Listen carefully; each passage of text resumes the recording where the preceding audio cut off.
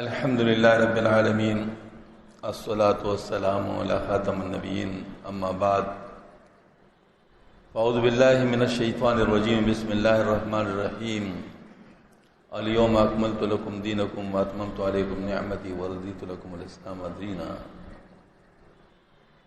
وقال علیہ الصلاۃ والسلام انما الاعمال بالنیات صدق اللہ العلی العظیم وصدق رسول النبی الکریم۔ معزز علماء کرام، اساتذہ کرام، عزیز طلبہ اور بزرگ اور دوستو، میرے لیے یقیناً خوشی کی بات ہے کہ الحمدللہ میں اس علاقے کے ایک عظیم درسگاہ میں حاضر ہونے کا شرف حاصل کر رہا ہوں، اگرچہ پہلے بھی میری حاضری ادھر ہوئی ہے، جیسے میں عرض کر چکا ہوں 30 سال سے پہلے، لیکن وہ ایک رات گزاری تھی، پھر صبح ہمیں جانا تھا۔ الحمدللہ اس دفعہ ملاقاتوں کا شرف بھی حاصل ہوا۔ فکر ہم سب کی ایک ہے، دین کے جتنے بھی شعبے ہیں ہر شعبے کی اپنی اپنی اہمیت ہے، اور ہر شعبہ یوں کہ ایک قسم کا مورچہ ہے، یعنی دشمن کے خلاف یہ سارے مورچے اپنی اپنی جگہ پہ کام کر رہے ہیں۔ سب سے بڑا دشمن تو ہمارا شیطان ہے، تو کسی بھی مورچے پہ کمزوری کے ذریعے کی وجہ سے شیطان اندر آ سکتا ہے اور ہمیں خراب کر سکتا ہے، لہٰذا ان تمام مورچوں کی مضبوطی سب کی ضرورت ہے۔ جس کو بھی تھوڑا سمجھ ہو تو اس چیز کو جانتے ہیں، لہٰذا وہ کسی بھی شعبے میں کام کر رہا ہو لیکن دوسرے شعبوں کی ترقی کو اپنی ترقی سمجھتا ہے، یہ بنیادی بات ہے۔ الحمدللہ اسی وجہ سے جب بھی میں خانقاہوں میں جاتا ہوں تو میں وہاں پر علم دین کی بات کرتا ہوں، اور جب مدارس میں جاتا ہوں تو تصوف کی بات کرتا ہوں۔ اس کو بعض رات سمجھتے ہیں کہ بھئی یہ تو آپ دوسری جگہ پر، اس طرح نہیں، جس چیز کی جہاں ضرورت ہو، کمی ہو یا ضرورت ہو، اس کو وہاں پر اجاگر کرنے کی ضرورت ہوتی ہے۔ تو اب ظاہر مدارس میں اگر آپ علم کے آپ کو نفع بتاؤں تو آپ کو پہلے سے معلوم، مجھ سے زیادہ معلوم ہوں گے، تو لہٰذا اس پر میں بات کروں تو کیا کروں گا، اور اگر میں خانقاہوں میں ذکر کی فضیلت بیان کروں تو ماشاءاللہ ان کو مجھ سے زیادہ پتہ ہوگا، تو وہاں پر میں اس پر کیا بات کروں، لیکن دونوں کا جوڑ بہت ضروری ہے۔ میں اکثر عرض کرتا ہوں مثلث ہے، ایک مثلث، یہ مثلث جب تک مضبوط ہوگا اس وقت تک دین مضبوط ہوگا۔ وہ ایک ہے مدرسہ، دوسرے خانقاہ اور تیسرے مسجد۔ یہ مثلث جب تک مضبوط ہوگا تو پھر سارا دین مضبوط ہوگا۔ یہ ہے بیرونی مثلث، ایک اندرونی مثلث بھی ہے، ایک انسان کے اندر کا مثلث ہے، ایک باہر کا مثلث ہے۔ تو اندر کا جو مثلث ہے وہ یہ ہے، وہ ہے ایک دل ہے، اور ایک ہمارا نفس ہے، اور ایک ہماری عقل ہے۔ اس مثلث پر حضرت شاہ ولی اللہ رحمۃ اللہ علیہ نے بہت تحقیق کی ہے۔ حضرت کی ایک کتاب ہے الطاف القدس، ماشاءاللہ الحمدللہ ہماری خانقاہ میں اس کا درس تقریباً 6 مہینے سے زیادہ ہوا ہے، اور الحمدللہ اس میں ہماری کتاب بھی آ رہی ہے جس کا نام ہوگا لطائف کی حقیقت۔ تو اس میں حضرت نے ان تمام چیزوں کو بیان کیا ہے اور فرمایا کہ اگر ان چیزوں کا کسی کو پتہ نہ ہو تو وہ اصلاح کا کام نہیں کر سکتے، حضرت کے بقول۔ تو بہرحال یہ کہ میں اس کے بارے میں انشاءاللہ عرض کروں گا، لیکن سب سے پہلے میں یہ عرض کرنا چاہتا ہوں کہ ہمارے تمام شعبے بہت اہم ہیں، اور ہر شعبے کی اپنی اہمیت ہے، اور ہر شعبے کی آپس میں تعلق ہے، لہٰذا کوئی ایک شعبہ کمزور ہونے کی وجہ سے دوسرے شعبے پہ بھی اثر پڑے گا۔ مثلا مسجد کمزور ہوگا تو عبادت نہیں ہوگی، ہاں جی، اور عبادت کے لیے تو اللہ پاک نے جنہوں نے اس کو پیدا کیا ہے، وما خلقت الجن والانس الا لیعبدون۔ اور اگر مدرسہ نہیں ہے یا کمزور ہے تو علم کی کمزوری ہوگی، تو ظاہر جہالت کا دورہ ہوگا، اور اگر خانقاہ نہیں ہے تو اس کا مطلب الہیت کی کمزوری ہوگی، اخلاص کی کمزوری ہوگی، اور جو ہے نا اللہ تعالیٰ پہ بھروسے اور یقین پر کمزور ہوگی۔ اس صورت میں ہمارے سارے کام بے جان ہو جائیں گے۔ تو لہٰذا ان تمام کاموں کی آپس میں بہت اہمیت ہے، بالخصوص اس مثلث کی۔ اللہ تعالیٰ ہم سب کو اس کو سمجھنے کی توفیق عطا فرمائے۔ اب جو میں نے آیت کریمہ تلاوت کی، میں اس کی طرف آتا ہوں۔ جب یہ آیت اتری ہے تو ایک یہودی نے اس کے بارے میں سنا، اس یہودی کے منہ سے یہ بات نکلی، اگر یہ آیت ہم پر اترتی تو ہم اس دن کو عید بنا لیتے، یہ جو جس دن یہ اتری ہے اس دن کو ہم عید یعنی بنا لیتے۔ حضرت عمر رضی اللہ عنہ کو اس یہودی کی بات پہنچائی گئی، حضرت عمر رضی اللہ عنہ نے فرمایا الحمدللہ ہماری 2 عیدیں تھیں، ایک تو حج تھا اور دوسرے جمعے کا دن تھا، جو آیت اتری ہے۔ تو اس کا مطلب یہ ہوا کہ یہ بہت اہم آیت ہے۔ اس آیت پہ میں کہتا ہوں خوشی کا کوئی ٹھکانہ ہمارا نہیں ہونا چاہیے، کیونکہ اس میں اللہ پاک نے 3 باتیں فرمائی ہے۔ الیوم اکملت لکم دینکم، آج کے دن میں نے مکمل کیا تمہارے لیے تمہارا دین۔ واتممت علیکم نعمتی، اور اپنی نعمت کو تم پر تمام کر دیا۔ ورضیت لکم الاسلام دینا، اور تمہارے لیے اسلام کو بطور دین پسند کر لیا۔ اب دیکھو دین مکمل ہو گیا، سبحان اللہ، کتنی خوشی کی بات ہے، دین مکمل ہو گیا الحمدللہ۔ اب اس میں نہ کمی ہو سکتی ہے نہ زیادتی ہو سکتی ہے، ہاں جی، نہ کمی ہو سکتی ہے نہ زیادتی ہو سکتی ہے، لہٰذا مکمل دین کو ساتھ لے کے چلنا ہوگا۔ اپنی طرف سے نہ اس میں کمی کر سکتے نہ زیادتی کر سکتے، کمی تفرید ہوگی اور زیادتی افراد۔ تو اس صورت میں پہلے تو یہ قانون بن گیا کہ کمی زیادتی اب دین میں نہیں ہو سکتی۔ کیوں؟ وجہ کیا ہے؟ وحی کا سلسلہ منقطع ہو گیا، اور اب اس میں کوئی مزید اضافہ کی گنجائش نہیں، کمی کی گنجائش بھی نہیں۔ دوسری بات یہ کہ اللہ پاک نے فرمایا میں نے اپنی نعمت کو تم پر تمام کر دیا۔ اس کا مطلب ہے کہ جو بھی نعمت چاہے دنیا کی ہے چاہے آخرت کی ہے، وہ اس دین پر چلنے کے ساتھ خاص ہے، یعنی اس کے ساتھ ہو گیا۔ اب جس دین پر کوئی چلے گا تو اس کو ہر قسم کی نعمت ملے گی۔ میں آپ کو اس پر ایک بات بتا دوں، میرے ایک دوست تھے آج کل ویانا میں، بہت بڑے یعنی افسر ہے وہاں پر، اور آپ کو پتہ ہے جیسے آج کل لوگ افسر بنتے ہیں ان کے مزاج کیسے ہوتے ہیں، تو ظاہر ہے ان کا بھی مزاج اس طرح ہے۔ تو مجھے کہا کہ شبیر صاحب پتہ نہیں آپ کون سی دنیا میں رہتے ہیں اور آپ کون سی باتیں کرتے ہیں، لوگ تو چاند پر پہنچ گئے اور آپ کی وہی پرانی باتیں ہیں۔ ہاں جی، تو میں نے کہا اچھا تو ایک سوال میرے بھی سن لینا۔ کہتے کیا؟ میں نے کہ یہ بتاؤ صحابہ کرام رضوان اللہ اجمعین زیادہ دنیا دار تھے یا ہم زیادہ دنیا دار ہیں؟ کہا صحابہ رضوان تو دنیا دار تھے ہی نہیں، ہم ہی دنیا دار ہیں۔ اچھا، دوسرا سوال، صحابہ کرام رضوان اللہ اجمعین دنیا میں زیادہ کامیاب تھے یا ہم دنیا میں زیادہ کامیاب ہیں؟ یہ سوال ذرا بہت اہم تھا۔ میں نے کہا صحابہ کرام زیادہ دنیا میں نے آخرت کی بات نہیں کی، آخرت میں تو ایک کامیاب، دنیا میں زیادہ کامیاب وہ ہیں یا ہم کامیاب ہیں؟ اس کے منہ سے بھی نکلا کہ وہ زیادہ کامیاب تھے۔ تو میں نے کہا آپ کی تھیوری تو فیل ہو گئی، یعنی ہم تو پھر بھی دنیا دار ہیں نا، تھوڑا بہت دنیا تو ہم رکھتے ہیں، آپ ہمیں دنیا دار نہیں سمجھتے لیکن ہم پھر بھی دنیا دار ہیں۔ اس کے باوجود ہم دنیا میں ٹھوکریں کھا رہے ہیں، اور صحابہ کرام دنیا دار نہیں تھے لیکن دنیا پہ حکومت کر رہے تھے۔ تو اس کا مطلب کیا ہے؟ چپ ہو گئے۔ اصل بات یہ ہے کہ دین کے ساتھ اللہ کی نصرت ہے، انتم الاعلون ان کنتم مؤمنین، یہ والی بات ہے۔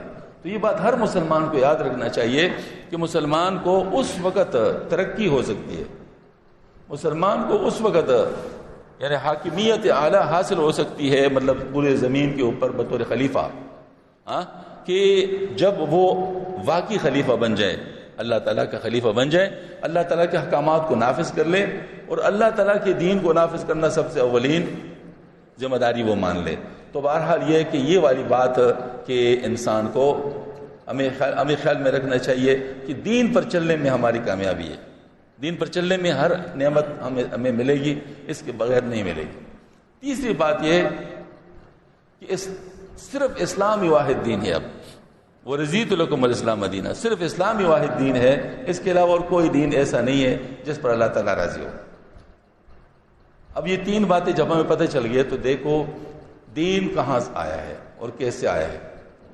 سب سے بڑی بات یہ ہے کہ اللہ جل شانہ نے نظام ہدایت کے 2 بڑے سلسلے قائم کیے، ایک سلسلہ ہے پیغمبروں کا اور ایک سلسلہ ہے کتابوں کا۔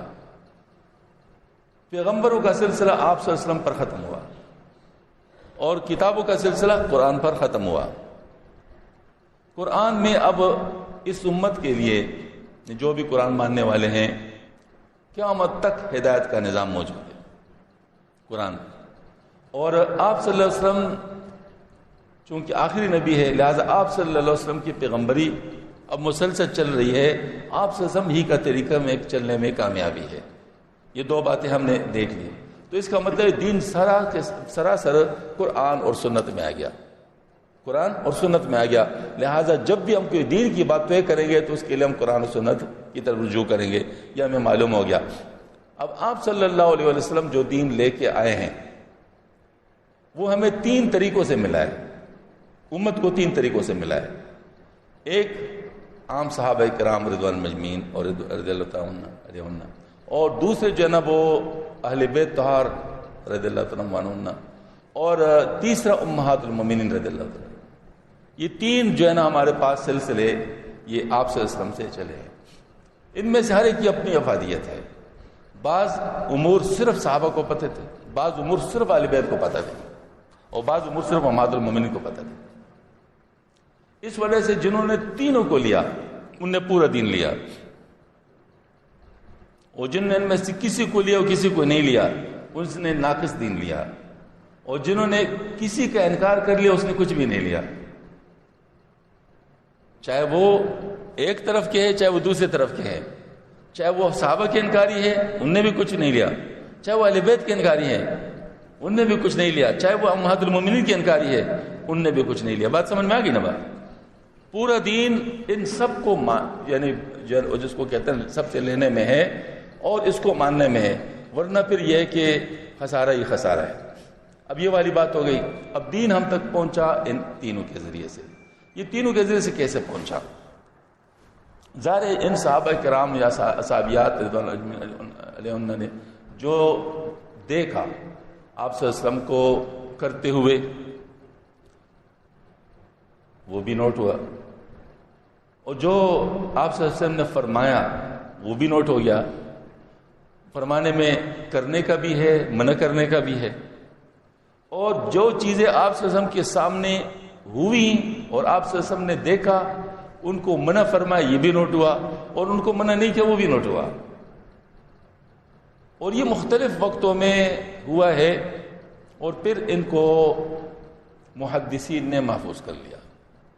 یہ کام بہت بڑا کام تھا محدثین کا کہ محدثین نے ان تمام جو کام تھے جن کا میں نے ذکر کیا، قولی، فعلی اور تقریری، ان سب کو محفوظ طریقے سے نوٹ کر لیا. ان میں 2 بڑے گروہ تھے محدثین کے. ایک محدثین کا وہ گروہ ہے جنہوں نے اس نقطہ نظر سے کام کیا کہ آپ صلی اللہ علیہ وسلم کی طرف کہیں جھوٹی بات نسبت نہ ہو، کہیں جھوٹی بات کوئی نسبت نہ ہو. اس پر جو ہے نا وہ ان حضرات نے بہت سختی کی، تشدد کیا، اور وہ تشدد ضروری تھا. آپ ماشاءاللہ محدثین کرام کے جو رجال کے حضرات ہیں اگر آپ ان کو سنیں تو حیران ہوگے. کبھی کہتے ہیں کذاب ہے، یہ دجال ہے، یہ اس کی کچھ بات کی کوئی حیثیت نہیں ہے. وہ مجبور تھے، ظاہر ان کو کرنا تھا. اگر وہ نہ کرتے تو دین میں کمزوری آتی، دین کی بات میں کمزوری آتی. انہوں نے ایسے ہی کیا ہے. وہ ایک گروہ یہ ہے جن میں امام بخاری، امام مسلم، امام ابو داود، امام ترمذی، یہ حضرات جانتا ہے جو انہوں نے ذرا زیادہ تشدد کے ساتھ یہ بات چلائی. اس وجہ سے سیاستہ کی کتابیں اور بھی اس طرح کتابیں ہیں وہ آ گئی وجود میں. کچھ حضرات پر ایک اور چیز غالب تھی. انہیں کہیں ہمارے تشدد سے کوئی اصلی چیز غائب نہ ہو جائے. یعنی یہ بھی ہو سکتا ہے نا، کوئی جو دین کی بات ہے کہیں ہمارے تشدد کی وجہ سے رہ نہ جائے. تو اس وجہ سے انہوں نے پھر ان سے کمزور احادیث شریف بھی اس نقطہ نظر سے جمع کر لی، ان کو محفوظ کر لی. یاد رکھنا چاہیے موضوع حدیث میں اور ضعیف حدیث میں فرق ہے. موضوع حدیث تو جھوٹی بات ہوتی ہے نا، وہ تو آپ سے پہ جھوٹ باندھا ہے. لیکن ضعیف اس طرح بھی ہوتا ہے کہ مثلا کسی کوئی راوی مجہول ہے تو ظاہر ہے وہ ضعیف حدیث ہو گئی، لیکن مجہول راوی کی کیا ہر بات جھوٹی ہوگی؟ یہ تو ثابت نہیں ہے نا. مثلا میں جا رہا ہوں راستے پہ اور مجھے کوئی کہتا ہے بھائی اس طرف نہ جاؤ، اس طرف جلوس آ رہا ہے، آپ کی گاڑی پھنس جائے گی. اس آدمی کو میں جانتا ہوں، این ممکن ہے میں اس کی بات پر یقین کر لوں نہیں اور چلا گیا. پھر بھی آگے کوئی اور آتا ہے مجھے کہتے ہیں اس راستے پہ نہ جاؤ، آگے جلوس آ رہا ہے. پھر تو مجھے میرے کان کھڑے ہو جائیں گے. تو 2 آدمیوں نے بات کر لی.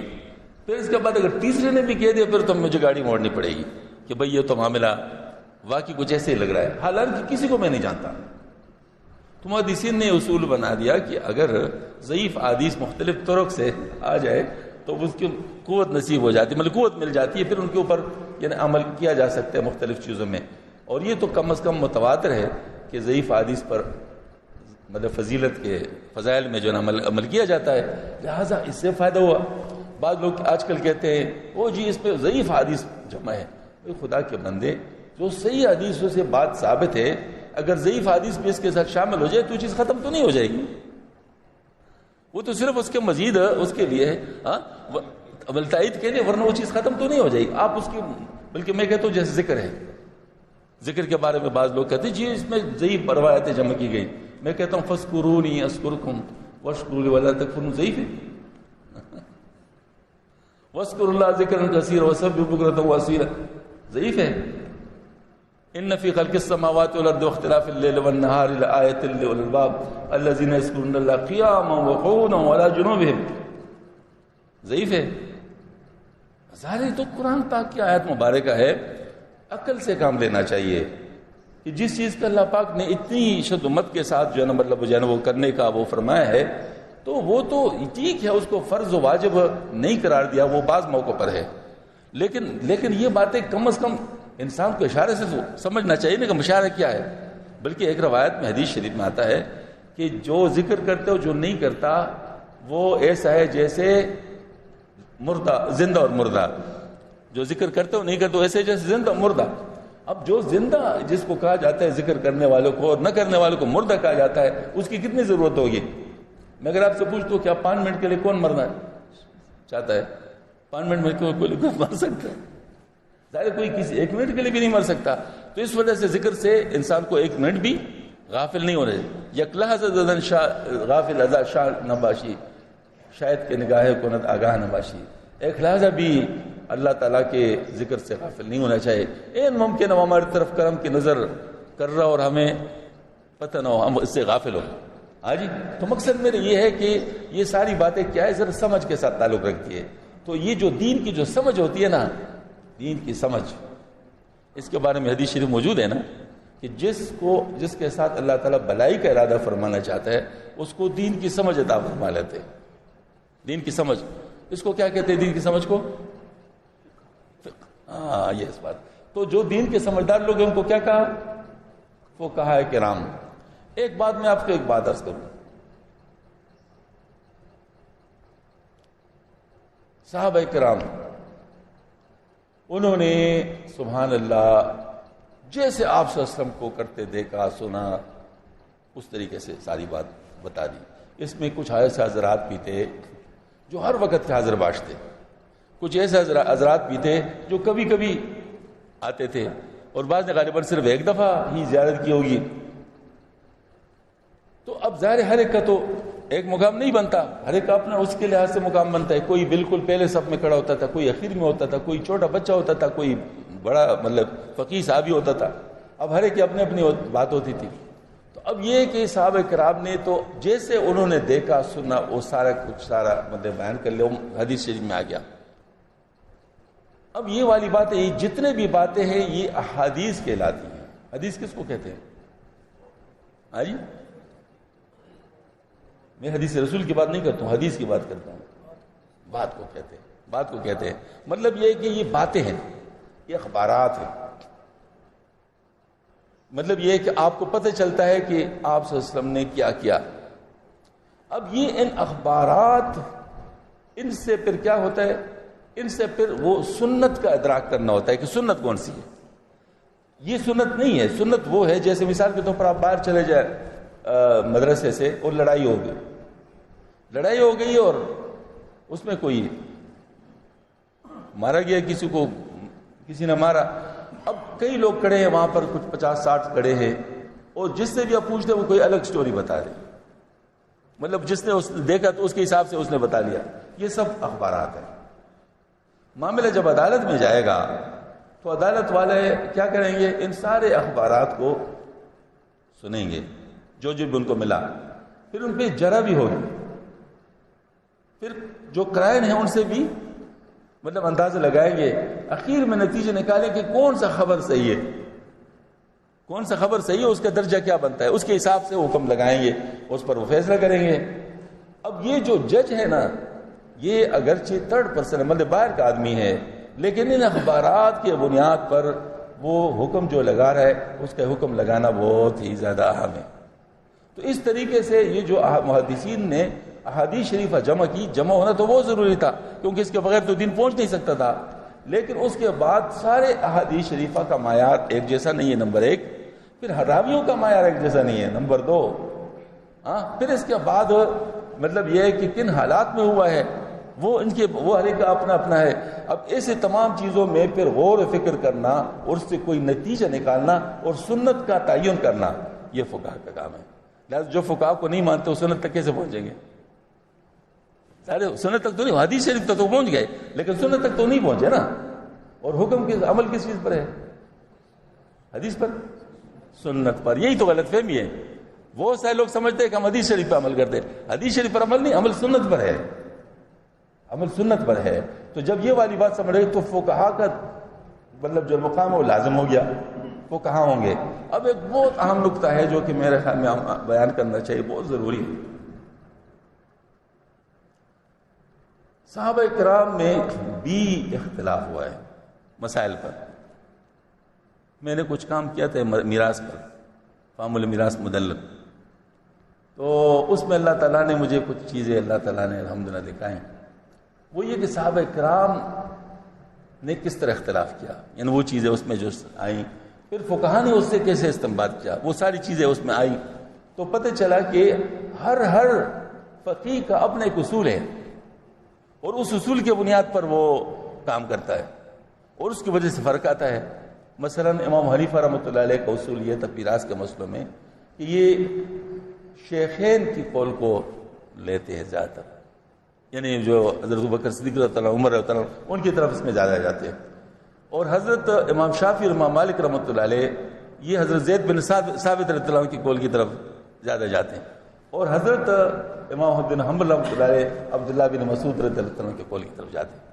اب یہ چاروں صحابہ، یہ سارے صحابہ ہیں، صحابہ تو سارے ہیں، لہٰذا ہے تو سب صحیح، کسی کو غلط تو ہم نہیں کہیں گے، لیکن اصول سب کے مختلف ہونے کی وجہ سے نتائج مختلف ہو سکتے ہیں۔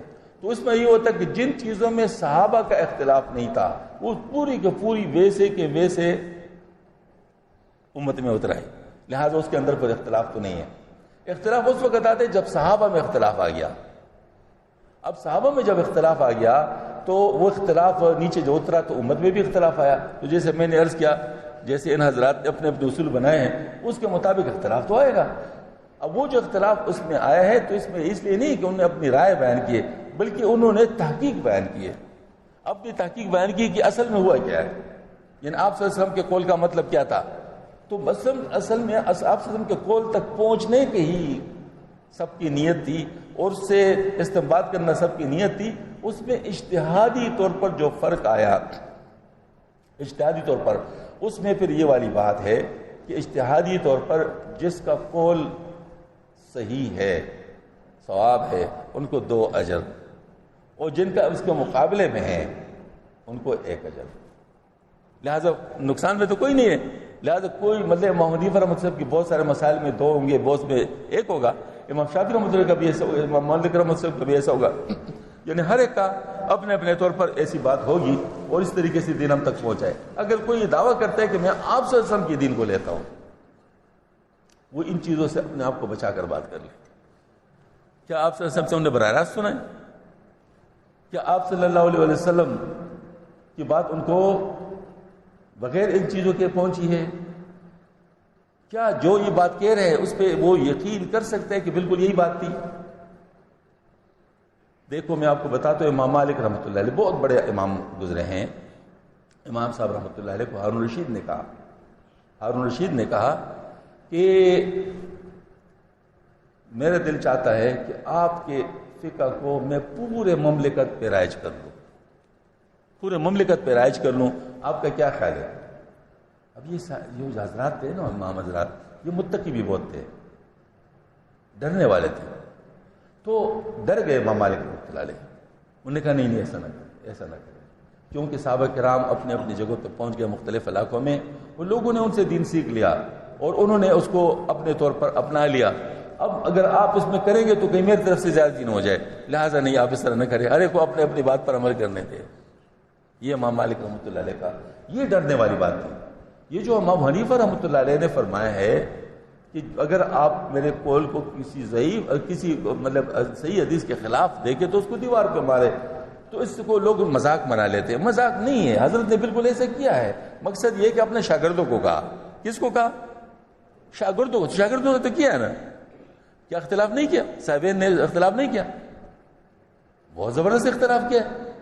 تو اختلاف تو انہوں نے کیا ہے، مسئلہ صرف یہ ہے کہ آج کل کے لوگ جو عقل سے بھی آ رہی، تقویٰ سے بھی آ رہی، دنیا کی محبت میں پنسے ہوئے، ان کو اگر آپ یہ بتا دے کہ جو کل حدیث شریف کے خلاف ہو اس کو دیوار پر مارو، وہ حدیث شریف کیا جانتے، وہ دیوار پر کیسے مارے؟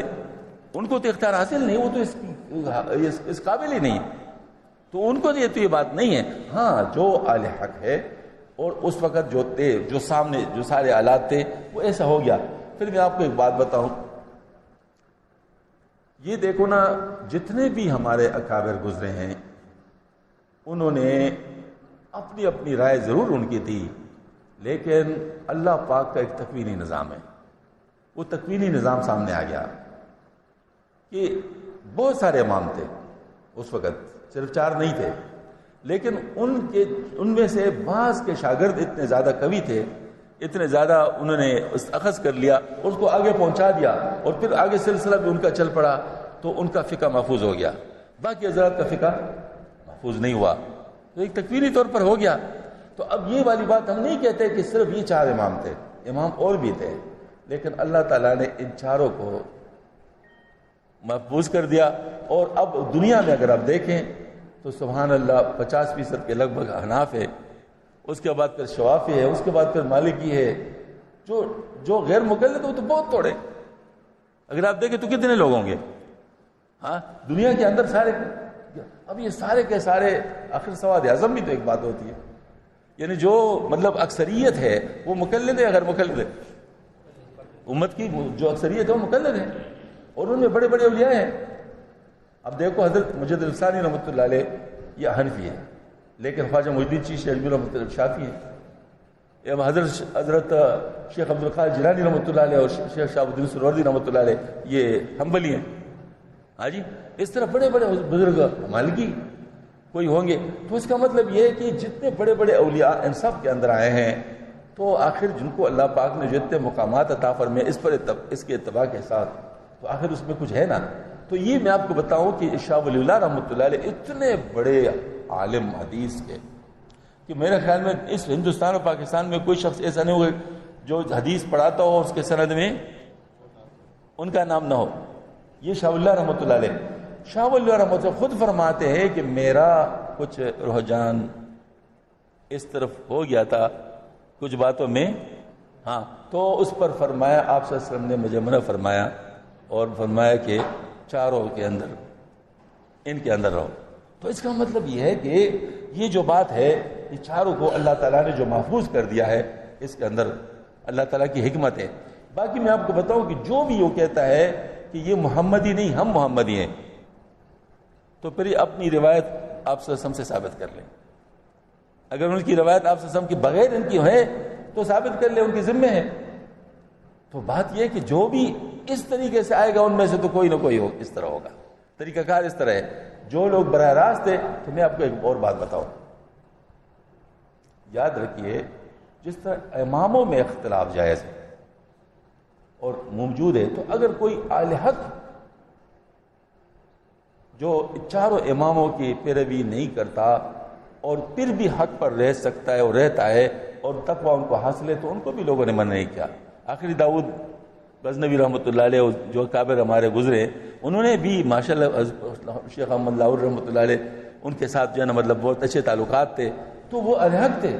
مسئلہ صرف یہ تھا کہ ان میں یہ نہیں تھا کہ اماموں کے بارے میں کوئی بدگمانی کرے یا اماموں کے بارے میں کوئی بدزبانی کرے، یہ 2 چیزیں ان میں نہیں تھی، لہٰذا ان کا ایک مقام تھا ہمارے الحق کے نزدیک، اور اس کو ہم نے غلط نہیں کہا۔ مجھ سے انگلینڈ میں ایک صاحب مطلب اس نے ای میل کے ذریعے سے پوچھا کہ کیا آپ کسی اہل حدیث کو بیعت کرتے ہیں؟ تو میں نے کہا کچھ اہل حدیث مجھ سے بیعت ہے، تو کہتے میں بھی کرنا چاہتا ہوں۔ میں نے کہا پھر 2 شرطیں ہیں، ایک تو یہ کہ کسی امام کے بارے میں تم بدگمانی نہیں کرو گے، اور دوسرا یہ کہ کسی امام کے بارے میں بد زبانی نہیں کرو گے۔ اگر یہ شرائط منظور ہے تو ٹھیک ہے، پھر کوئی مسئلہ نہیں۔ تو سبحان اللہ پھر وہ بیعت ہو گیا۔ اب میں آپ کو اس کی آڈیو سنا سکتا ہوں، میرے پاس موبائل پہ پڑی ہوئی ہیں۔ وہ اتنا جذباتی ہو گیا ہے، تقریباً کچھ 3-4 مہینے کے بعد وہ کہتے ہیں بالکل آپ کا طریقہ حق ہے، مجھے بالکل پتہ چل گیا کہ آپ کا طریقہ حق ہے، لیکن کیا کروں، میری بیوی بھی نہیں مانتی، میرے دوست بھی نہیں مانتے، ان کے لیے دعا کرے کہ اللہ تعالیٰ ان کے بھی دل کھول لے اور ان کو بھی سمجھ آ جائے۔ تو بہرحال یہ بات ہے کہ یہ طریقہ جو ہے نا ہمارا الحمدللہ حق ہے۔ یہ ذرا مجھے کتاب دے، اس پر میں نے کچھ لکھا ہے، تو میں آپ کو تھوڑا سا سنا دیتا ہوں صرف اس کے لیے کہ ماشاءاللہ یہ چیزیں جو ہے نا ہمارے علماء کرام کے ساتھ اس کے جوابات موجود ہے۔ یہ الگ بات ہے کہ ہم لوگ دنگل نہیں مچانا چاہتے، ہمارا کام دنگل مچانا نہیں ہے۔ ہاں اگر کوئی شخص سمجھنا چاہے تو ان کے لیے بات کافی ہے۔ یہ اختلاف کے بارے میں میرے استاذ بتا یہ کہ اختلاف کیا ہے، یہ سوال و جواب کی صورت میں۔ اس اختلاف میں طریقہ انصاف کیا ہے؟ میں نے ارد گرد یہاں مختلف فرقے دیکھے، باہمی دست و گریبان اور لڑتے دیکھے، اس طرح توڑ کے امت میں سلسلے دیکھے، اس طرح کرتے کہ جو ہے ان کو صحیح کیسے کہوں، اور اگر ہے یہ غلط اس پہ میں چپ کیسے رہوں۔ کوئی شافی ہے، مالکی ہے یا پھر حنفی ہے، کوئی حنبلی ہے، جعفری ہے یا پھر سلفی ہے، توڑنا امت کا ٹکڑیوں میں کام منفی ہے۔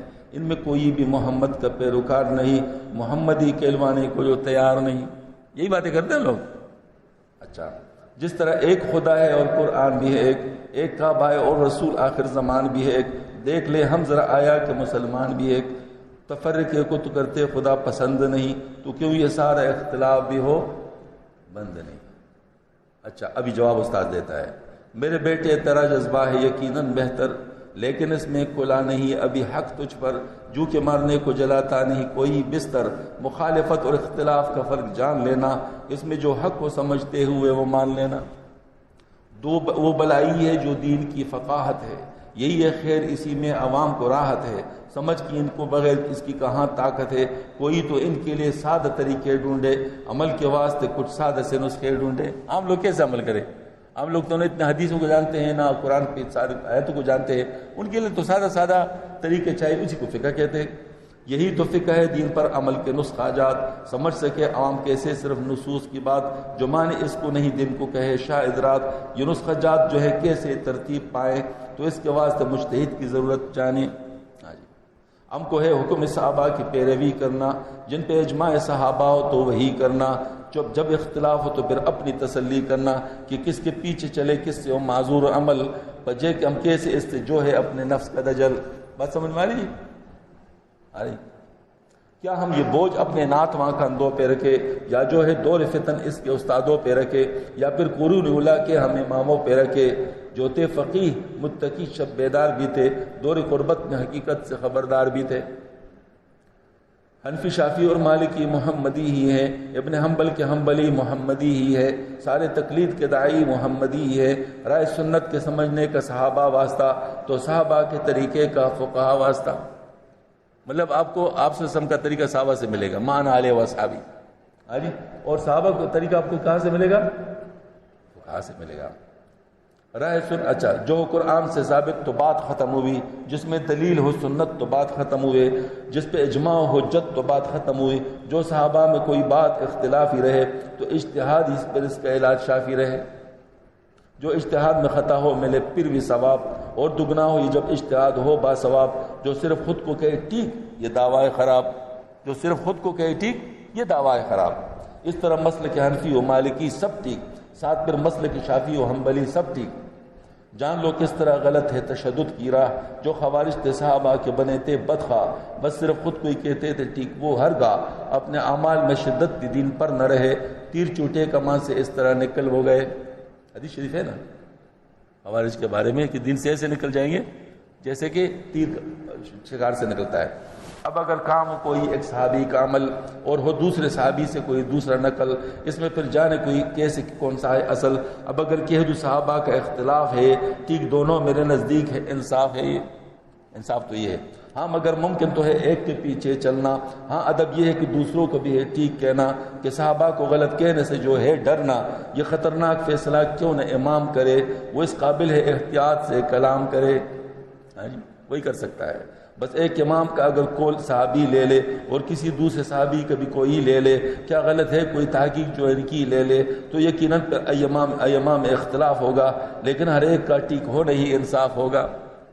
بس محمد کی پیروی سارے حنفی بھی کریں، یہ مالکی بھی کرے اور حنبلی بھی کرے، اس طرح سچ ہے کہ اس طرح شافعی بھی کرے کہ قرآن و سنت پر یہ سب امام عامل اور جو ان کے پیروکار ہیں وہ بھی شامل۔ اپنے تحقیق کی بھی اس میں فیصلہ اگر کرے، ہم جیسے لوگ نفس کی خواہشوں کے پیچھے چلے یا 2 رکعت کے امام کو امام مانے، نتیجہ کیا ہوگا؟ جو ہمارے 2 رکعت کے امام کرا وہ ہمارا امام بن جاتا ہے۔ اس طرح نفس ہی میرا اصل امام ہوگا، اسی خامی سے میرا کام ہر ایک خام ہوگا۔ بات بنتی ہے تبھی ایک کو امام مانوں، جو مجھے اس سے ملے میں وہی احکام مانوں، اور اپنے نفس کی تحقیقات کو میں خام مانوں، اور دوسرے جو ہیں امام ان کو میں ٹھیک کہوں۔ یہ اولیاء ہیں، ان کے بارے میں خدا سے ڈروں، باقی سارے اولیاء ہیں الحمدللہ۔ شاگرد کا اعتراف، جزاک اللہ کہ آپ نے مجھ کو سمجھدار کیا، میری غفلت سے آپ نے مجھے بیدار کیا، ان ائمہ کی محبت سے جو سرشار کیا، کرتا توبہ و خدایا میں غلط خیالوں سے، شکر ہے بچ گیا شیطان کی ان چالوں سے۔ اب میں حنفی ہوں اور اس پر نہیں شرماتا ہوں، یہی طریق عافیت ہے یہ بتاتا ہوں، اب میں ایمان کی حلاوت بھی دل میں پاتا ہوں، ان اولیاء کے لیے میرے دل میں زیغ نہ رہا، اور اپنے آپ پہ وہ ظلم بے دریغ نہ رہا۔ وہ میرے بھائی جو تقلید نہیں کرتے ہیں، بے مہر کرتے گفتگو ہے نہیں ڈرتے ہیں، نفس گرفتار ہے اور اس سے نہیں نکلتے ہیں، کاش کچھ سوچ لے اور اپنی کچھ اصلاح کرے اور اللہ کے حضور زاری و الحاق کرے، اور ہاں پھر بھی وہ تقلید پہ اگر آ نہ سکے، سوچتے سوچتے حقیقت کی گرہ پا نہ سکے، خود کو آئینہ فطرت اگر دکھا نہ سکے، تو ائمہ کی بہرحال مخالفت نہ کرے، بدگمانی نہ کرے، گر موافقت نہ کرے، کم از کم یہ بات تو ہو۔ استاذ کہتا ہے اپنے شاگرد کو مجھے فخر ہے سبحان اللہ، ایسی تحقیق عظیم شاندار ہے کیا اللہ، بس میرے دل سے نکلے ہے کہ ماشاء اللہ، یہ چند اشعار ہے شبیر کے ایک درس عظیم، سب سمجھتا ہے اگر تھوڑا سا قلب سلیم۔ یہ آپ کی خدمت میں بس آپ کے مدرسے کے لیے تو بہرحال میں عرض کر رہا تھا کہ یہ ہمارا ابھی تک جتنی بات ہوئی ہے یہ سارے کے سارے علم کی بات ہوئی ہے، یعنی ہم کو صحیح بات کا پتہ چل جائے، اس سے زیادہ کچھ نہیں ہوا ابھی۔ دین کیا ہے یہ معلوم ہو جائے، لیکن دین کیا ہے صرف یہ معلوم ہونا کافی ہے؟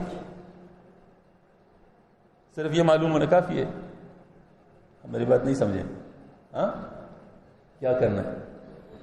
عمل کرنا ہے، عمل کرنا ہے، کیونکہ علم عمل کے لیے ہوتا ہے، تو اس پہ عمل کرنا ہے۔ اب عمل کرنے میں 2 رکاوٹیں ہیں،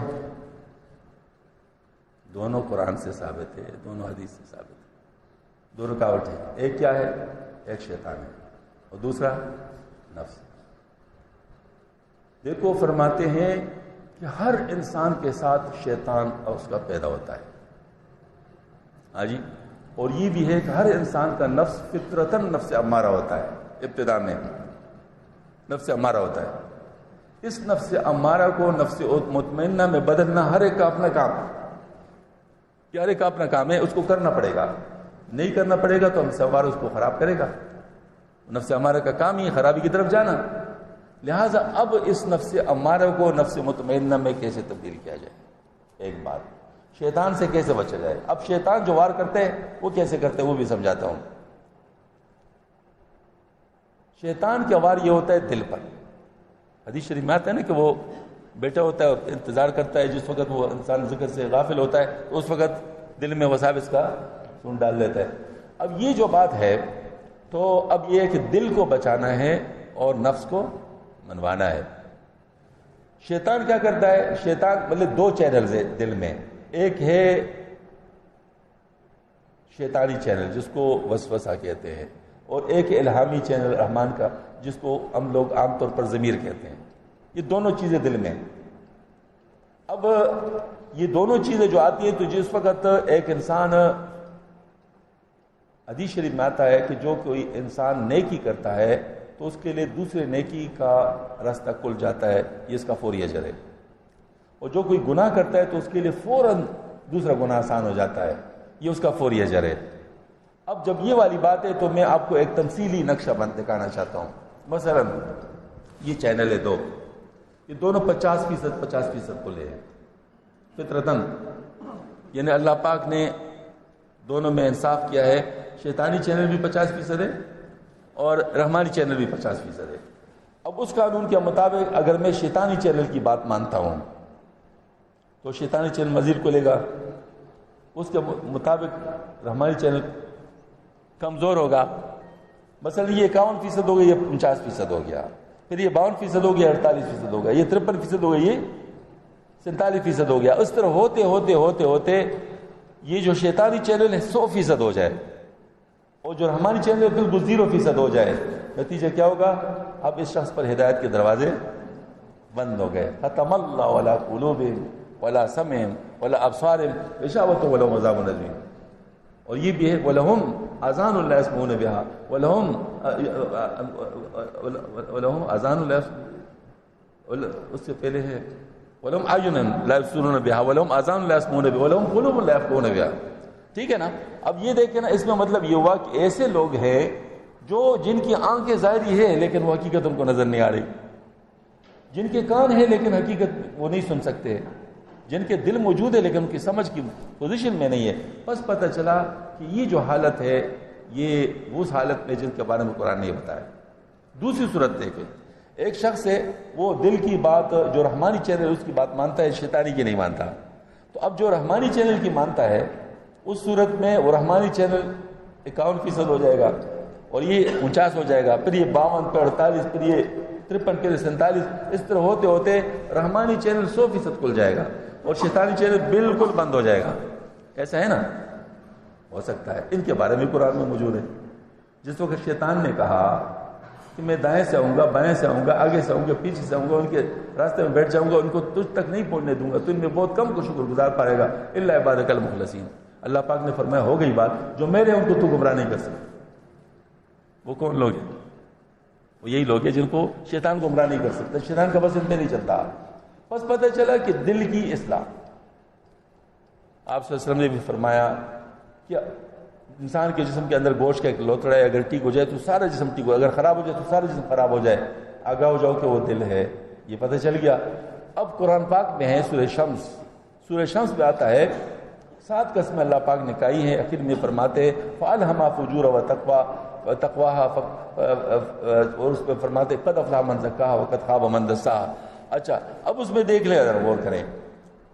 اللہ پاک فرماتے ہیں کہ اس نفس کے اندر میں نے 2 چیزیں رکھی ہیں، وہاں 2 چینل ہیں اور یہاں 2 چیزیں ہیں، کیا؟ ایک اس کے فجور اور ایک اس کا تقوی، اور دونوں میں اختیار دے دیا کہ کوئی تقوی اختیار کرنا چاہتا ہے، فجور اختیار کرنا چاہتا ہے۔ اگر کوئی فجور اختیار کرتے تو تقوی نہیں ہے، اور اگر کوئی فجور اختیار نہیں کرتا اس کا مقابلہ کرتے تو تقوی بن گیا۔ بس کس کا مطلب، اور کمال کی بات ہے کہ آپ صلی اللہ علیہ وسلم نے جو فرمایا تقوی ہا ہونا، تقوی ہا ہونا وشار القلب، یہ تقوی دل میں ہے۔ اب پیدا نفس میں ہو رہا ہے، پیدا نفس میں ہو رہا ہے، اور اسٹور کہاں پر ہو رہا ہے؟ دل میں ہو رہا ہے۔ اس کا مطلب یہ ہے کہ دل اور نفس کا بہت زبردست آپس میں کنیکشن ہے، دل اور نفس کا بہت زبردست آپس میں کنیکشن ہے۔ دل متاثر کرتا ہے نفس کو اور نفس متاثر کرتا ہے دل کو، یہ دونوں چیزیں آپس میں ایک دوسرے کو متاثر کر رہے ہیں۔ لہٰذا اگر کسی نے صرف نفس کی اصلاح کی، اگر صرف نفس کی اصلاح کی تو اس کی دل کی اصلاح اگر نہیں ہوئی تو وہ نفس کی اصلاح کامل نہیں۔ اس کی وجہ یہ ہے وہ جوگی بن جائے گا، کیونکہ ایمان تو دل میں ہے نا، وہ صرف جوگی بن جائے گا۔ اور اگر کسی نے صرف دل کی اصلاح کی اور نفس کی اصلاح نہیں کی وہ بھی کامیاب نہیں ہے۔ اس کی وجہ ہے کہ وہی دل جو ٹھیک ہو گیا ہے نفس کی وجہ سے پھر دوبارہ خراب ہو جائے گا، کیونکہ سارے چینلز تو نفس سے آ رہے ہیں نا اس کے طرف، تو نفس دوبارہ اس کو خراب کر لے گا۔ تو اس کا مطلب ہے کہ نفس کی بھی اصلاح ہونی چاہیے، دل کی بھی اصلاح ہونی چاہیے۔ یہی بات ہے جو مجدد الفسانی رحمۃ اللہ علیہ نے بہت شدت کے ساتھ اپنے مکتوب نمبر 287 میں بیان فرمایا، اور یہ فرمایا کہ صرف جذب کافی نہیں ہے، صرف جذب کافی نہیں ہے، جذب کسبی جو ہے وہ کافی نہیں ہے، اس کے لیے سلوک طے کرنا پڑے گا، اور سلوک طے کرنا نفس کا ہوتا ہے۔ اور 10 مقامات سلوک طے کرنے ہوں گے، جس میں مقام توبہ ہے، مقام عنابت ہے، مقام قناعت ہے، مقام ریاضت ہے، مقام تقوی ہے، مقام زہد ہے، مقام صبر ہے، مقام توکل ہے، مقام تسلیم ہے، مقام ارضا ہے. یہ 10 کے 10 مقامات تفصیل سے طے کرنے پڑیں گے، اور اگر انہیں تفصیل سے طے نہیں کیے تو کیا ہو جائے گا؟ یہ مجذوب متمکن ہو جائے گا. یہ حضرت کی اصطلاح ہے، یہ مجذوب متمکن ہو جائے گا. یہ مجذوب متمکن نہ خود پہنچا نہ دوسروں کو پہنچا سکتے. حضرت کے الفاظ ہیں، نہ خود پہنچائے نہ دوسروں کو پہنچا سکتے. اس کو چاہیے کہ اپنی اصلاح کروائے، نفس کے سلوک طے کر لے، نہیں تو پھر لوگوں کو اہل حق کی طرف بھیجے، منتہی مرجو کی طرف بھیجے، خود ڈاکو بن کر راستے میں نہ بیٹھے. حضرت فرما رہے ہیں الحمدللہ اس پر ہماری کتاب ہے حقیقت جذب و سلوک، جو حضرت ہی کے مکتوب فارسی متن کے ساتھ اور پھر اس کے ساتھ سید الزوار حسین شاہ صاحب کے ترجمے کے ساتھ اور پھر اس کے ساتھ ہی تشریح نوٹس کے ساتھ وہ الحمدللہ چھپی ہوئی ہے، جس میں اس بات پر آپ نے حضرت ناصر الدین حقانی صاحب دامت برکاتہم کا تذکرہ کیا. الحمدللہ وہاں تک کتاب پہنچی ہوئی ہے اور الحمدللہ انہیں تائید فرمائی ہے. اس طرح جو دوسرے کابر ماشاء اللہ نقشبند کے انہوں نے بھی تائید فرمائی ہے الحمدللہ.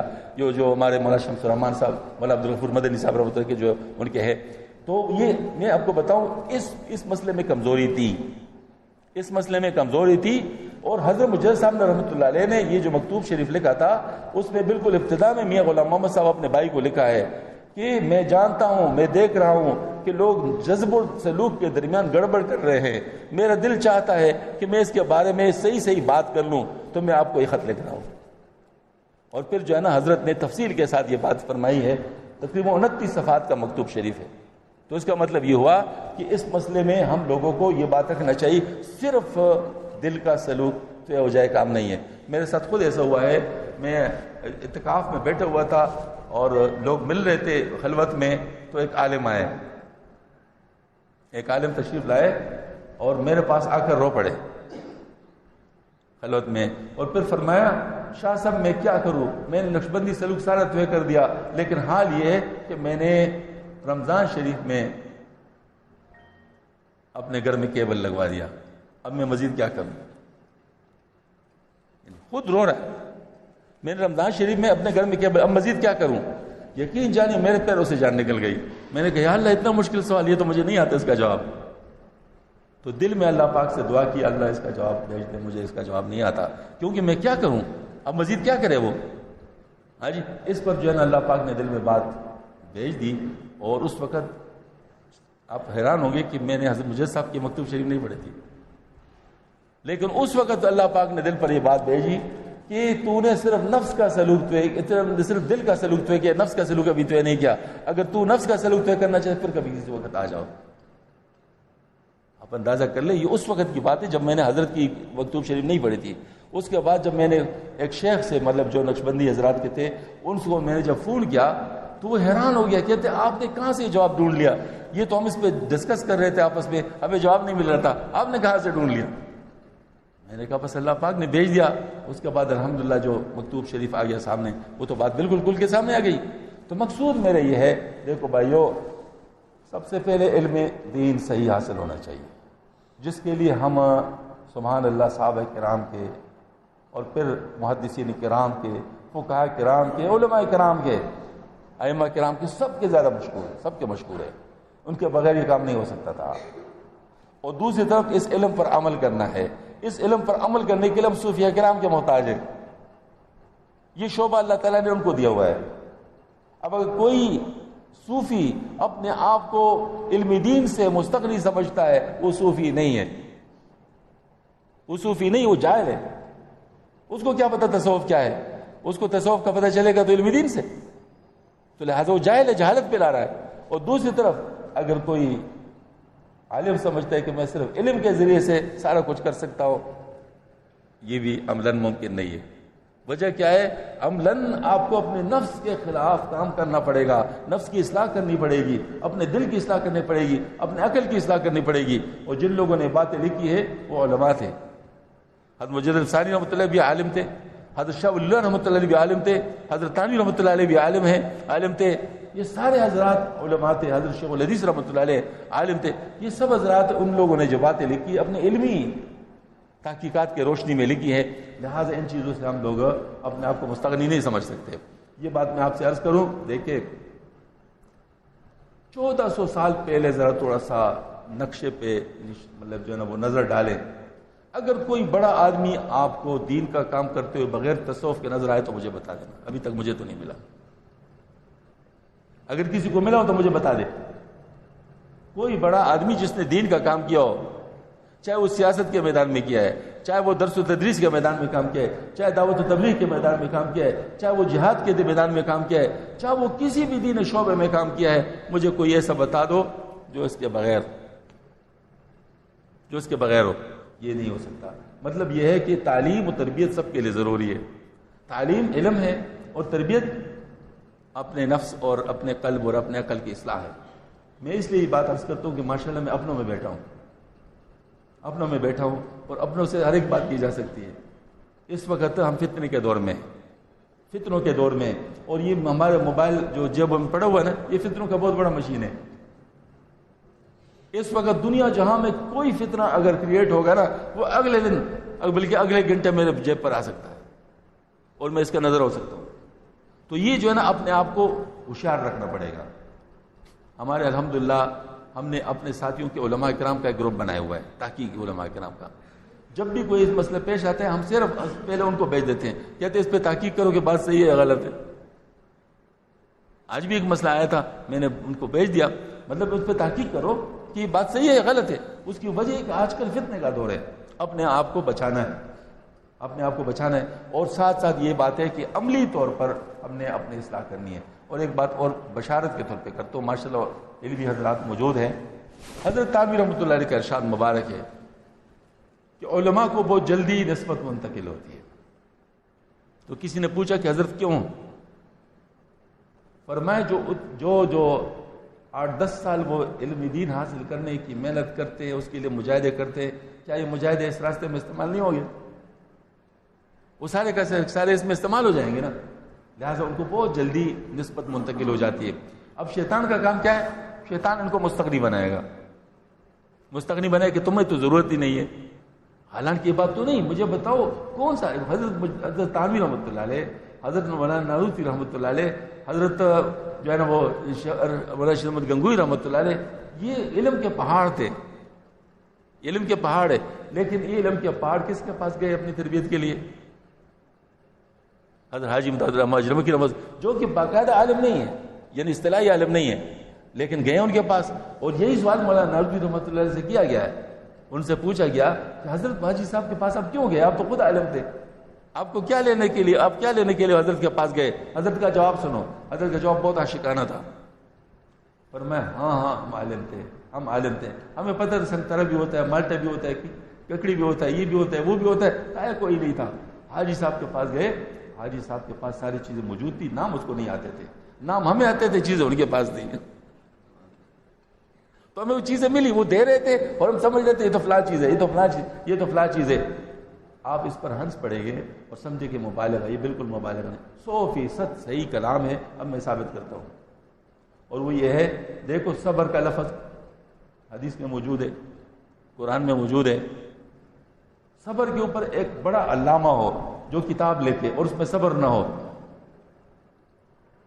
عملی طور پر اس پہ صبر نہ ہو، اللہ کس کے ساتھ ہوگا؟ اس کے ساتھ ہوگا یا صبر کرنے والے کے ساتھ ہوگا؟ ان اللہ مع الصابرین. اس طرح شکر ہے. شکر جو ہے نا، مطلب یہ کہ شکر کے بارے میں مجھے بہت سارے معلومات ہے لیکن شکر میں نہیں کرتا، تو اللہ تعالیٰ کس کو پسند کریں گے؟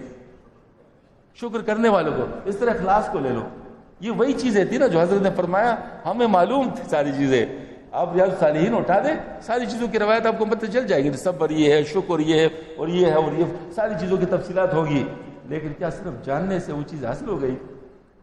صرف جاننے تو وہ چیز حاصل نہیں ہوئی، اس کو حاصل کرنا پڑتا ہے. اور اس کو حاصل کرنے کے لیے ذرائع یہی 3 ہیں. وہ کیا ہے؟ اپنی نفس کی اصلاح، اپنی دل کی اصلاح، اپنے عقل کی اصلاح. ان تینوں کی اصلاح کرو، سارے کے سارے خود بخود حاصل ہو جائیں گے. شاید آپ کو نام بھی حاصل یاد نہ ہو، ممکن ہے آپ کو کسی چیز کے بارے میں حدیث کا پتہ نہ ہو یا آپ کو قرآن آیت کا پتہ نہ ہو، لیکن یہ حاصل ہو جائیں گے. یہ والی بات ہے. تو بہرحال میں عرض کرتا ہوں کہ ہم لوگوں کو اس کے بارے میں کچھ سوچنا ہوگا، دونوں چیزوں کے بارے میں، کہ اللہ تعالیٰ ہمیں علم نافع بھی عطا فرمائے، اس علم نافع پر عمل صالح بھی عطا فرمائے، اور اس عمل صالح میں ہمیں جو ہے نا اخلاص بھی نصیب فرمائے. اور پھر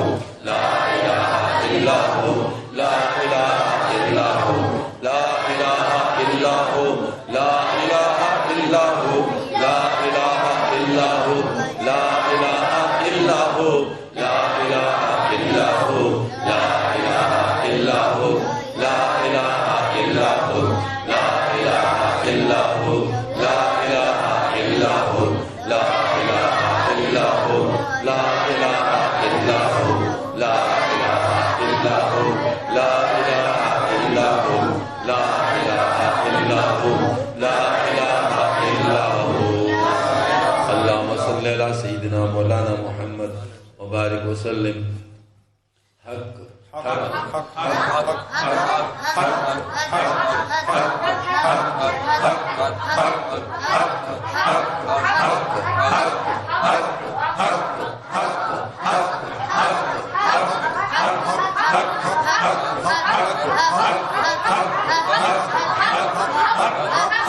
تھوڑا سا موقف کر لیں بچے ذرا زور سے نہ کرے بچے زور سے نہ کرے بچے ذرا درمیان میں مسئلہ کرتے ہیں یہ ذکر ہے شور نہیں ہے ذکر نہیں ہے شور ذکر ہے شور نہیں ہے شور نہیں باقاعدہ طریقے سے جب کیا جاتا ہے تو اس کا فائدہ ہوتا ہے بے قاعدہ طریقے سے ذہن کے اوپر بوجھ آتا ہے فائدہ نہیں ہوتا تو بچے خاموش رہیں صرف بڑے لوگ ذکر کریں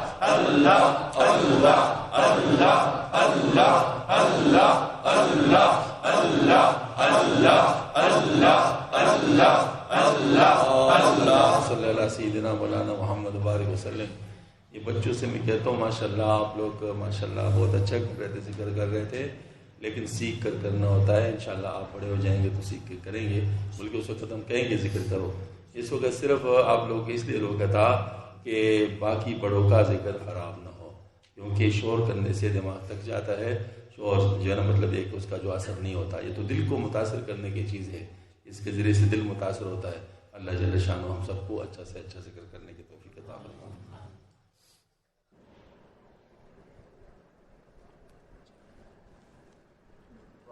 دعا کریں الحمدللہ رب العالمین والصلاة والسلام علی خاتم النبیین اللہم اہدنا الصراط المستقیم اللہم اہدنا الصراط المستقیم اللہم اہدنا الصراط المستقیم صراط الذین انعمت علیہم غیر المغضوب علیہم ولا الضالین یا اللہ تو اپنے فضل فرما دے یا ہمارے جتنے بھی دینی مدارس ہیں یا اللہ تیرے دین کے لیے بنے ہوئے پھیلانے کے لیے بنے ہوئے یا الہ العالمین صحیح طریقے سے یا الہ العالمین دین ہم سب کو نصیب فرما دے اور اس کو پھیلانے کے لیے ہم سب کو یا اللہ استعمال فرما دے. یا اللہ اپنی رضا کے دولت عظیم نصیب فرما دے. یا اللہ اپنے حبیب پاک صلی اللہ علیہ وسلم کے سچی محبت عطا فرما دے. اپنے حبیب پاک صلی اللہ علیہ وسلم کے طریقوں پر دل سے چلنے اور چلانے والے بنا دے. یا الہ العالمین اپنے حبیب پاک صلی اللہ علیہ وسلم کے معیت پاک میں اپنے دیدار پاک عطا فرما. اور یا اللہ جب تو فرمایا کہ میں تم سے راضی ہوں پھر کبھی ناراض نہیں ہوگا، اے اللہ خوش نصیب لوگ ہمیں بھی شامل فرما. عمل نامہ دائیں ہاتھ سے نصیب فرما. حسن خاتمہ کی عظیم دولت سے سرفراز فرما. موت کی سختی سے، عذاب قبر سے، پولیس رات کے مشکلات سے، جہنم کے آگردوئے سے اور حشر کی رسوائی سے ہم سب کو نجات عطا فرما. یا اللہ جتنے مسلمان فوت ہو چکے ہیں سب کی مغفرت فرما. جو ہمارے قابل دنیا سے گئے ان کے درجات بہت بلند فرما. ان کی فیوز و برکات سے مکمل اور وافر عطا فرما. یا العالمین یا اللہ اس مدرسے کے جو اکابر ہیں یا اللہ العالمین کے فیوز و برکات کو اور بھی بڑھا دے اور یا اللہ پورے عالم کے اندر پھیلا دے. اور یا العالمین یہاں پر جتنے بھی اساتذہ ہیں، جتنے بھی یا اللہ طلبہ ہیں، یا اللہ سب کو قبول فرما دے. اس کے جتنے بھی شاخ ہیں یا اللہ سب کو قبول فرما دے. سب کو یا اللہ اہل حق دین متین کی یا اللہ العالمین حفاظت کا ذریعہ ہم سب کو بنا دے. یا اللہ ہم سے تو راضی ہو جائے، اس راضی کے اوپر ناراض نہ ہو. یا اللہ ہمیں ان لوگوں میں شامل فرما جن کے بارے میں تو فرماتا ہے جو میرے ان کو تو گمراہ نہیں کر سکتا. یا اللہ ان لوگوں میں شامل فرما جن کو دیکھ کر تو خوش ہوتا ہے. ہمیں متقین میں اور صدیقین میں اور یا اللہ مقربین میں شامل فرما. اللہم انا نسألک من خیر ما سألک من عبدک ونبیک حبیبک محمد صلی اللہ علیہ وسلم ونعوذ بک من شر ما استعاذ من عبدک ونبیک حبیبک محمد صلی اللہ علیہ وسلم انت المستعان ولا حول ولا قوة الا بک. سبحان ربک رب العزة عما یصفون وسلام. الحمد للہ رب العالمین، الصلاة والسلام علی خاتم النبیین، اما بعد. اعوذ باللہ من الشیطان الرجیم، بسم اللہ الرحمن الرحیم. الیوم اکملت لکم دینکم واتممت علیکم نعمتی ورضیت لکم الاسلام دینا. وقال علیہ الصلاۃ والسلام انما الاعمال بالنیات. صدق اللہ العلی العظیم وصدق رسول النبی الکریم. معزز علماء کرام، اساتذہ کرام، عزیز طلبہ اور بزرگ اور دوستو، میرے لیے یقیناً خوشی کی بات ہے کہ الحمدللہ میں اس علاقے کے ایک عظیم درسگاہ میں حاضر ہونے کا شرف حاصل کر رہا ہوں. اگرچہ پہلے بھی میری حاضری ادھر ہوئی ہے، جیسے میں عرض کر چکا ہوں 30 سال سے پہلے، لیکن وہ ایک رات گزاری تھی، پھر صبح ہمیں جانا تھا. الحمدللہ اس دفعہ ملاقاتوں کا شرف بھی حاصل ہوا. فکر ہم سب کی ایک ہے. دین کے جتنے بھی شعبے ہیں ہر شعبے کی اپنی اپنی اہمیت ہے اور ہر شعبہ یوں کہ ایک قسم کا مورچہ ہے. یعنی دشمن کے خلاف یہ سارے مورچے اپنی اپنی جگہ پہ کام کر رہے ہیں. سب سے بڑا دشمن تو ہمارا شیطان ہے. تو کسی بھی مورچے پہ کمزوری کے ذریعے کی وجہ سے شیطان اندر آ سکتا ہے اور ہمیں خراب کر سکتا ہے. لہٰذا ان تمام مورچوں کی مضبوطی سب کی ضرورت ہے. جس کو بھی تھوڑا سمجھ ہو تو اس چیز کو جانتے ہیں. لہٰذا وہ کسی بھی شعبے میں کام کر رہا ہو لیکن دوسرے شعبوں کی ترقی کو اپنی ترقی سمجھتا ہے. یہ بنیادی بات ہے. الحمدللہ اسی وجہ سے جب بھی میں خانقاہوں میں جاتا ہوں تو میں وہاں پر علم دین کی بات کرتا ہوں، اور جب مدارس میں جاتا ہوں تو تصوف کی بات کرتا ہوں.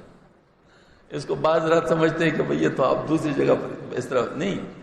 جس چیز کی جہاں ضرورت ہو، کمی ہو یا ضرورت ہو، اس کو وہاں پر اجاگر کرنے کی ضرورت ہوتی ہے. تو اب ظاہر مدارس میں اگر آپ علم کے آپ کو نفع بتاؤں تو آپ کو پہلے سے معلوم، مجھ سے زیادہ معلوم ہوں گے، تو لہٰذا اس پر میں بات کروں تو کیا کروں گا.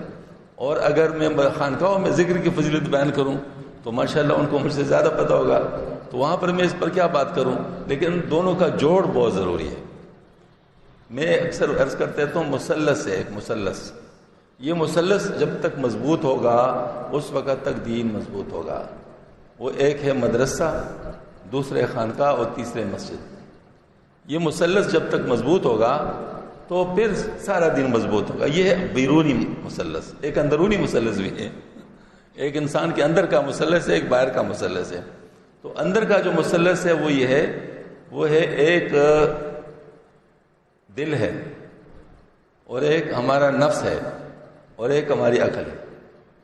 اس مثلث پر حضرت شاہ ولی اللہ رحمۃ اللہ علیہ نے بہت تحقیق کی ہے. حضرت کی ایک کتاب ہے الطاف القدس، ماشاءاللہ الحمدللہ ہماری خانقاہ میں اس کا درس تقریباً 6 مہینے سے زیادہ ہوا ہے، اور الحمدللہ اس میں ہماری کتاب بھی آ رہی ہے جس کا نام ہوگا لطائف کی حقیقت۔ تو اس میں حضرت نے ان تمام چیزوں کو بیان کیا ہے اور فرمایا کہ اگر ان چیزوں کا کسی کو پتہ نہ ہو تو وہ اصلاح کا کام نہیں کر سکتے حضرت کے بقول۔ تو بہرحال یہ کہ میں اس کے بارے میں انشاءاللہ عرض کروں گا، لیکن سب سے پہلے میں یہ عرض کرنا چاہتا ہوں کہ ہمارے تمام شعبے بہت اہم ہیں اور ہر شعبے کی اپنی اہمیت ہے اور ہر شعبے کی آپس میں تعلق ہے، لہٰذا کوئی ایک شعبہ کمزور ہونے کی وجہ سے دوسرے شعبے پہ بھی اثر پڑے گا۔ مثلا مسجد کمزور ہوگا تو عبادت نہیں ہوگی، ہاں جی، اور عبادت کے لیے تو اللہ پاک نے جن انس کو پیدا کیا ہے، وما خلقت الجن والانس الا لیعبدون۔ اور اگر مدرسہ نہیں ہے یا کمزور ہے تو علم کی کمزوری ہوگی، تو ظاہر جہالت کا دورہ ہوگا، اور اگر خانقاہ نہیں ہے تو اس کا مطلب الہیت کی کمزوری ہوگی، اخلاص کی کمزوری ہوگی، اور جو ہے نا اللہ تعالیٰ پہ بھروسے اور یقین پر کمزور ہوگی۔ اس صورت میں ہمارے سارے کام بے جان ہو جائیں گے۔ تو لہٰذا ان تمام کاموں کی آپس میں بہت اہمیت ہے، بالخصوص اس مثلث کی۔ اللہ تعالیٰ ہم سب کو اس کے سمجھنے کی توفیق عطا فرمائے۔ اب جو میں نے آیت کریمہ تلاوت کی میں اس کی طرف آتا ہوں۔ جب یہ آیت اتری ہے تو ایک یہودی نے اس کے بارے میں سنا، اس یہودی کے منہ سے یہ بات نکلی، اگر یہ آیت ہم پر اترتی تو ہم اس دن کو عید بنا لیتے، یہ جس دن یہ اتری ہے اس دن کو ہم عید یعنی بنا لیتے۔ حضرت عمر رضی اللہ عنہ کو اس یہودی کی بات پہنچائی گئی۔ حضرت عمر رضی اللہ عنہ فرمایا الحمدللہ ہماری 2 عیدیں تھیں، ایک تو حج تھا اور دوسرے جمعے کا دن تھا جو آیت اتری ہے۔ تو اس کا مطلب یہ ہوا کہ بہت اہم آیت ہے۔ اس آیت پہ میں کہتا ہوں خوشی کا کوئی ٹھکانہ ہمارا نہیں ہونا چاہیے، کیونکہ اس میں اللہ پاک نے 3 باتیں فرمائی ہے۔ الیوم اکملت لکم دینکم، آج کے دن میں نے مکمل کیا تمہارے لیے تمہارا دین۔ واتممت علیکم نعمتی، اور اپنی نعمت کو تم پر تمام کر دیا۔ ورضیت لکم الاسلام دینا، اور تمہارے لیے اسلام کو بطور دین پسند کر لیا۔ اب دیکھو دین مکمل ہو گیا، سبحان اللہ، کتنی خوشی کی بات ہے، دین مکمل ہو گیا الحمدللہ۔ اب اس میں نہ کمی ہو سکتی ہے نہ زیادتی ہو سکتی ہے، ہاں جی، نہ کمی ہو سکتی ہے نہ زیادتی ہو سکتی ہے، لہٰذا مکمل دین کو ساتھ لے کے چلنا ہوگا۔ اپنی طرف سے نہ اس پہ کمی کر سکتے نہ زیادتی کر سکتے، کمی تفرید ہوگی اور زیادتی افراد۔ تو اس صورت میں پہلے تو یہ قانون بن گیا کہ کمی زیادتی اب دین میں نہیں ہو سکتی۔ کیوں؟ وجہ کیا ہے؟ وحی کا سلسلہ منقطع ہو گیا، اور اب اس میں کوئی مزید اضافہ کی گنجائش نہیں، کمی کی گنجائش بھی نہیں۔ دوسری بات یہ کہ اللہ پاک نے فرمایا میں نے اپنی نعمت کو تم پر تمام کر دیا۔ اس کا مطلب ہے کہ جو بھی نعمت چاہے دنیا کی ہے چاہے آخرت کی ہے، وہ اس دین پر چلنے کے ساتھ خاص ہے، یعنی اس کے ساتھ ہو گیا۔ اب جس دین پر کوئی چلے گا تو اس کو ہر قسم کی نعمت ملے گی۔ میں آپ کو اس پر ایک بات بتا دوں، میرے ایک دوست تھے آج کل ویانا میں، بہت بڑے یعنی افسر ہے وہاں پر، اور آپ کو پتہ ہے جیسے آج کل لوگ افسر بنتے ہیں ان کے مزاج کیسے ہوتے ہیں، تو ظاہر ہے ان کا بھی مزاج اس طرح ہے۔ تو مجھے کہا کہ شبیر صاحب پتہ نہیں آپ کون سی دنیا میں رہتے ہیں اور آپ کون سی باتیں کرتے ہیں، لوگ تو چاند پر پہنچ گئے اور آپ کی وہی پرانی باتیں ہیں۔ ہاں جی، تو میں نے کہا اچھا تو ایک سوال میرے بھی سن لینا۔ کہتے کیا؟ میں نے کہ یہ بتاؤ صحابہ کرام رضوان اللہ اجمعین زیادہ دنیا دار تھے یا ہم زیادہ دنیا دار ہیں؟ نے کہا صحابہ رضوان اللہ تو دنیا دار تھے ہی نہیں، ہم ہی دنیا دار ہیں۔ اچھا، دوسرا سوال، صحابہ کرام رضوان اللہ اجمعین دنیا میں زیادہ کامیاب تھے یا ہم دنیا میں زیادہ کامیاب ہیں؟ یہ سوال ذرا بہت اہم تھا۔ میں نے کہا صحابہ کرام زیادہ دنیا میں نے آخرت کی بات نہیں کی، آخرت میں تو وہی کامیاب، دنیا میں زیادہ کامیاب وہ ہیں یا ہم کامیاب ہیں؟ اس کے منہ سے بھی نکلا کہ وہ زیادہ کامیاب تھے۔ تو میں نے کہا آپ کی تھیوری تو فیل ہو گئی، یعنی ہم تو پھر بھی دنیا دار ہیں نا، تھوڑا بہت دنیا تو ہم رکھتے ہیں، آپ ہمیں دنیا دار نہیں سمجھتے لیکن ہم پھر بھی دنیا دار ہیں۔ اس کے باوجود ہم دنیا میں ٹھوکریں کھا رہے ہیں، اور صحابہ کرام دنیا دار نہیں تھے لیکن دنیا پہ حکومت کر رہے تھے۔ تو اس کا مطلب کیا ہے؟ چپ ہو گئے۔ اصل بات یہ ہے کہ دین کے ساتھ اللہ کی نصرت ہے، انتم الاعلون ان کنتم مؤمنین، یہ والی بات ہے۔